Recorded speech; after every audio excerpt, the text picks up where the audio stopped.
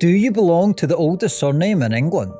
Well, these are the 10 oldest English surnames still in use today, defined as the earliest appearance in the English historical record of the root of the surname. Now, I should quickly note that modern hereditary surnames that we recognise today only really became common in England after the Norman conquest of 1066, and this was a process over a couple hundred years that lasted and was complete by around 1400. But before the Norman conquest in the 11th century, England did have forms of surnames that were basically bynames or old nicknames that were used as forms of surnames to separate people with the same personal name, often by their trade, appearance, status, age or other factors. And many of these names then developed into proper surnames many of you still carry today.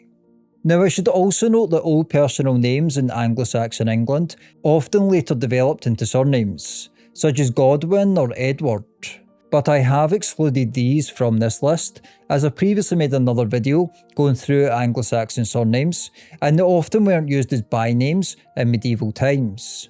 I have also excluded religious names like Cuthbert and Oswald to focus more on normal names that weren't tied to saints. Now, number 10 on the list is long, which comes from this Old English word that means tall or long. Now, the Normans actually also brought in their own version of the name with a similar meaning, yet the name existed in England before the Normans. It was a straightforward physical description for someone noticeably taller or longer limbed than the people around him. Hence why it's not a surprise it developed a parallel version developed in France. Now, one of the earliest recorded bearers appears in a Peterborough document traditionally dated by many surname dictionaries to 972, but now dated more securely to between 983 and 985. It names Etheric the Long as one of the men who guaranteed a land agreement involving Peterborough Abbey. Now, a form identical to the modern surname appears a little later, with Berard Long, in Suffolk between 1121 and 1148. Other early examples include Godfrey Lunge and Adam Hugh Lang in Yorkshire in 1279. So despite a little debate about the precise date of the name, the earliest recorded date, Long is one of the oldest surnames in England, with a similar nickname found across the Channel in France. Now, number 9 on the list is the opposite, I suppose, little, which comes from this Old English word meaning small, little or young. Now, although it was often applied to someone of short stature, it could also distinguish the younger or less senior of two people with the same name. And its earliest recorded bearer appears in this same Peterborough document as Etheric the Long. The text names Edric Little, translated as Edric the Small, as one of the guarantors connected with a land transaction. Around 100 years later, we find Lefstan Little listed in Suffolk in 1095, and other early forms appear later in the 13th century, including William Lou Little and John Lou Little in 1273. And the name survived because Little was an obvious nickname capable of arising independently in many unrelated communities. Now, next up on the list is one of the most common names in the English-speaking world, Smith. It comes from this Old English word, likely connected to smitten, meaning to strike or hammer, an appropriate connection for someone who repeatedly hammered heated metal. And in Anglo-Saxon England, a smith was not just an ordinary tradesman. He was essential to every settlement, from making domestic goods to forging weapons such as swords. And one of the earliest bearers in recorded history is a man called Echard Smith, found in the Annals of Durham in 975 AD. It actually records a woman freeing her slaves, with Echard among them. Yet at this point it was a byname, meaning Echard the Smith. After the Norman conquest, however, we find more surname bearers in a more traditionally modern form, such as Philip Lou Smith in Huntingdonshire and William Lou Smith in Oxfordshire, both in 1273. Smith later became an independent surname in hundreds of families, because nearly every district required metal workers, explaining why it became so common, transforming from a byname, an old byname, into a modern surname, passed down through the generations. Now, number 7 on the list is child, which derives from the Old English word child. Its early meaning was broader than simply a very young person, however. It could indicate youth, a young attendant, or a man who simply had not yet reached full adult or social status. It was also used as a term of status for a young man of noble birth, although the exact meaning is not quite clear. And in the 13th and 14th centuries, it was actually a technical term used for a young noble awaiting elevation to knighthood. Now, its earliest bearer is found in 955. This was when Edred, King of the English, granted land at Chesterfield to Edred Child, described in the Latin Charter as an attendant or follower. Child was therefore attached to Uhtred as a distinguishing second name, possibly reflecting his age, rank, or position within the royal household. The recognisable form, Aluric Child, appears in the Domesday Book in 1086, followed by God Child in 1095 and Roger le Child in 1204. The name survived because age and status remain useful ways of distinguishing people. Now, number 6 is cook, which is derived from this Old English word, an early borrowing ultimately related to similar Latin words. It identifies someone recognised by the community as a professional preparer of food. In a wealthy Anglo-Saxon household, however, the cook did not just prepare small domestic meals. They controlled ovens, hearths, and valuable provisions, and could be responsible for feeding a large household of relatives, retainers, servants, and visitors. Now, the first reference to the name in the historical record comes from the will of Winfled, a wealthy Anglo-Saxon noblewoman and major Wessex landowner, who left an unusually detailed will. And the will names Elfsige the cook. The document is traditionally placed in the 10th century, often around 950, but its exact date is disputed. A later surname-style form appears as Galter Cook in the Domesday Book in 1086, while the unmistakable Ralph le Cook was recorded in 1296. Cook survived, therefore, because the occupation continually generated the same name in unrelated households across the country.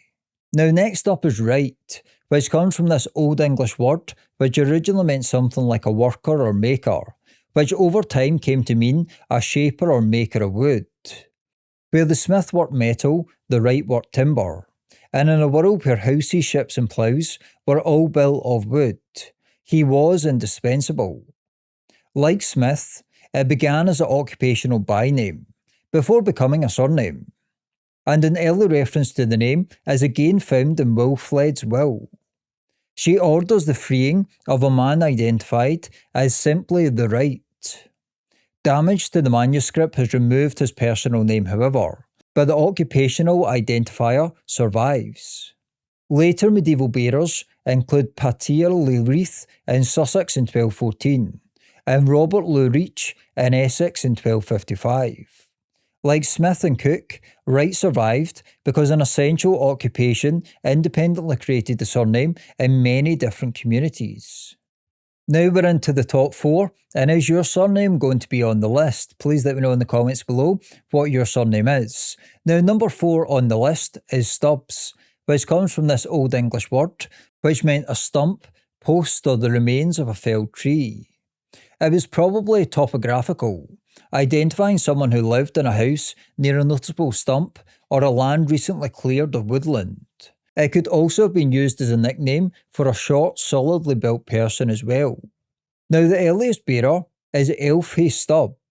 He appears in legislation connected with King Ethelstan and an assembly at Thunderfield, placing him in the king's reign and probably during the 930s.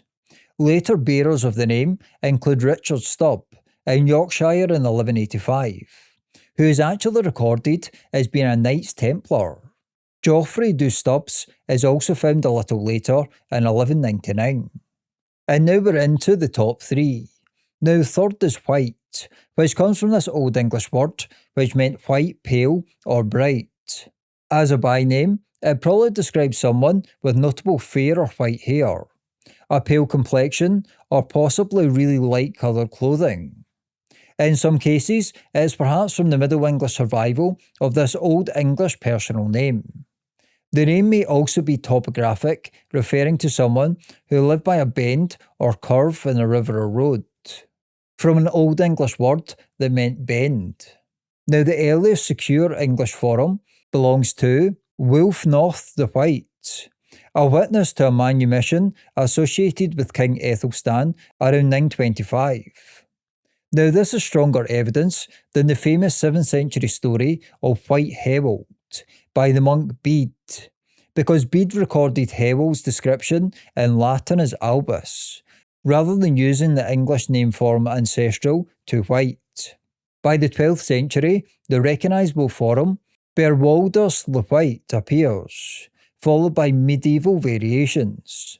Thus, white survived because pale hair or colouring could produce the same nickname repeatedly in families across England. Now, second on the list is black, which comes from this Old English word meaning black or dark, and it was chiefly used as a nickname given to a swarthy or dark-haired man. Now, the earliest surviving example appears in the Fonthill letter, which names Wulfhun the Black of Somerton. The dispute involving Wulfhun took place during Alfred the Great's reign, but the surviving letter was written between 899 and 924, and probably nearer 920. It is therefore safest to say that the name was written down around 920, rather than date it to the earlier event. After the Norman conquest, forms include Godihart le Black in 1130, and Nicholas Black in 1158, showing that the name had moved towards an established medieval surname from being a byname. As with white, black was an instantly understandable description that could arise independently in so many places. And now we have arrived at number 1, and please let me know what you thought number 1 was in the comments below and what your surname is. Now, number 1 is Young, which is quite ironic for an oldest list, and it comes from this Old English word, which had a few variations. It meant young or younger and was often used as a byname to distinguish a younger man from an older man bearing the same personal name, typically father and son. It was also used to distinguish someone from a better known person. Under the year 744, the Anglo-Saxon Chronicle records the death of Wilfrid the Younger, Bishop of York.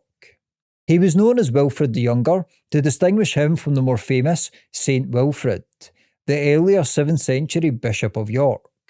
Now, although the event belongs to around 744, the earliest surviving chronicle manuscript was copied much later, probably around 890 to 900, which still makes it the oldest.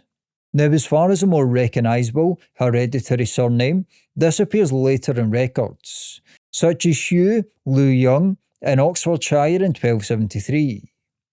And Young survived because the younger was one of the most universally useful distinctions in family and community life, as every generation could contain 2 men with the same personal name, allowing the byname and eventually the surname to be created over and over again.